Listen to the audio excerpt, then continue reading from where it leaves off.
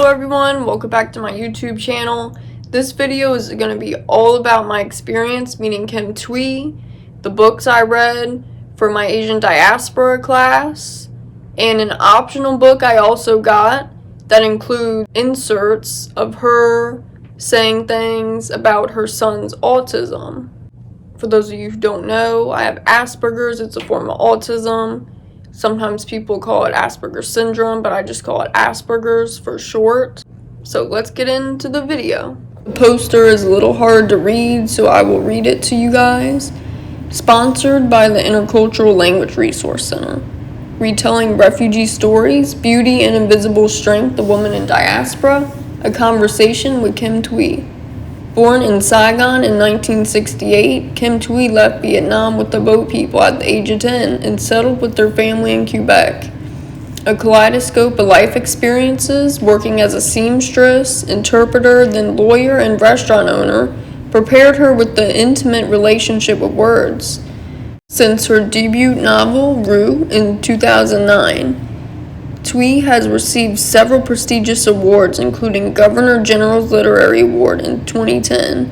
Her books have sold more than 850,000 copies around the world and have been translated into 29 languages. This March, join us for a delightful, engaging meeting with Kim Thúy to learn more about her recent novel, M, 2020, and her unique transcultural from a war refugee to one of the best-selling and most celebrated writers of our time. On Thursday, March 17th, 2022, 5 p.m., Johnson Auditorium, Wall 116. It's open and free to the public, and there will be a reception and book signing after the talk. A Coastal Carolina University event. Now, the first two books you see, Rue and M, were books covered in my Asian diaspora course. New Ways of Understanding Autism was an optional book I got that I wanted to read before she signed it. Luckily, I pushed through and was able to read them all before she visited. As you can see, everything I highlighted the books for aligns with the colors represented in the books and the book's cover. But in New Ways of Understanding Autism, I tried to do something that was similar to blue, which was green. My blanket happened to be similar coloring to the orange colors in M. So the reason I said I pushed through to get all of the books read before she came is because I had to order the New Ways of Understanding Autism on Amazon just, I think, days, I believe, before her visit, and I was able to read it on time within like about a week, half a week or something like that, and there's my bookmark of NASA. I'm going to do everything in the order it happened in. First, she came to our class that day, and we were all amazed by her personality and how just kind of like the things she was saying, she didn't really have filters on. She just kind of would say it. And you guys are probably like, okay, but when you put it in the context that she literally talked about pole dancing right when she walked into the room, you kind of learn about her just fun personality, and she doesn't have any filters. Not only that, she told us exactly what hotel she was staying at, which was honestly kind of funny. She wanted us to see her at her hotel, which was honestly crazy. It was like, I have nothing to do. If you guys want to see me, this is the hotel I'm staying at. It was just honestly really funny. And she said no one even showed up. And then for the event that took place open to the public, she talked about her experience as being one of the boat people, the hardships of that. Basically, like, when you're surrounded on a boat with that many people, you have to stay standing. All this urine smell, your body has to learn not to smell in order to go through that. She started to talk about her language experience and how she only learned English on the streets. But I believe she learned French throughout school and Vietnamese throughout her family.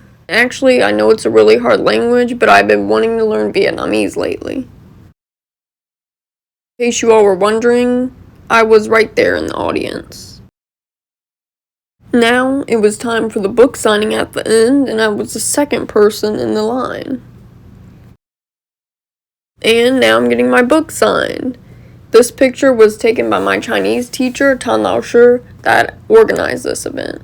Like I said before, because it took so long to order it, Thúy thought I had not read it in time, but when she opened it, she realized that I had read it already. She was pretty surprised and asked me how I did it. And I asked for a selfie with her, but she wanted to encourage me to have someone take it for us, but I said no, and I just took a selfie. And she didn't mind about that, and I was picky, so it worked out. So now I'm going to talk about everything that happened from there. So when I was putting my books up to sign, my teacher was like, "Oh, did you bring the autism book?" And literally before I could even respond, when everyone was there in that crowd just overwhelming, Thúy speaks up for me and says yes, that I brought the book, which is very interesting to me because I feel like if you were neurotypical and you did not grow up with a relative or a family member with autism, no one would speak up for someone like that. When you grow up with someone with autism, you learn that you oftentimes will have to speak up for that person. That's just how it ends up being. Certain situations, and oftentimes it can get too much for an individual to experience whatever they're experiencing. And I thought that was really unique, and to my experience, meaning Thúy, that she's very experienced with, probably talking for Valmont, her son, because he can only speak like 10 words. So that really shows her experience with her son, and that she's also willing to speak up for other autistic people. I did let her know, basically before I left, after she signed my book, that I was autistic, I have Asperger's, and then quickly after that, I left because it was a bit much for me to be in that room with everybody, and she turned around as I was leaving as if she still wanted to talk to me, and it was probably the case. She probably wanted to talk to me more. But I was like, okay, I saw what I wanted to see. This is a bit much for me to be in this crowd. I'm out of here. Which she probably also understands that. And as you guys know, my experience meeting Thúy was very positive. She's a very nice person, and she's fun to be around. And I think that's all I have to say about this video, and thanks so much for watching. Bye, guys.